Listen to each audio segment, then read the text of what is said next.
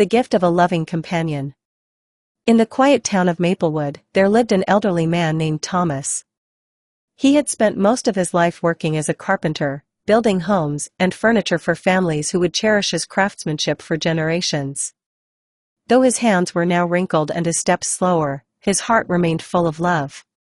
But love, he often thought, had escaped him. Thomas had never married. In his younger days, he had been too focused on his craft, always telling himself that there would be time for companionship later. Later never came. His parents passed, his siblings moved away, and one by one, his friends left this world. Soon, he found himself alone in a house he had built with his own hands, surrounded by memories but with no one to share them with. Then came Ruth. She was a widow, gentle in spirit but strong in heart.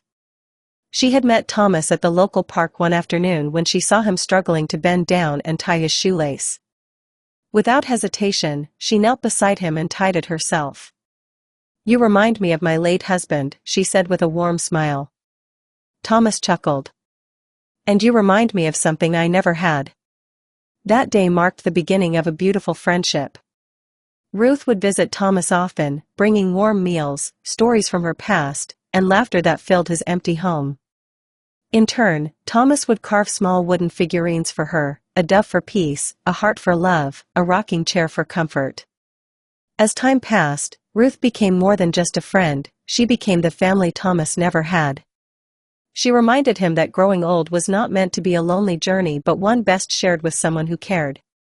One evening, as they sat by the fireplace, Thomas took Ruth's hand and whispered, "The greatest gift in my old age is not the house I built, nor the things I made.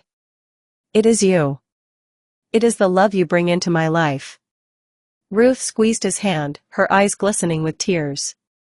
"Love doesn't count the years, Thomas. It only counts the moments we cherish." And in that moment, Thomas realized that though he had spent most of his life building houses, Ruth had given him something far greater. She had built a home in his heart. Like, share, follow, subscribe and comment.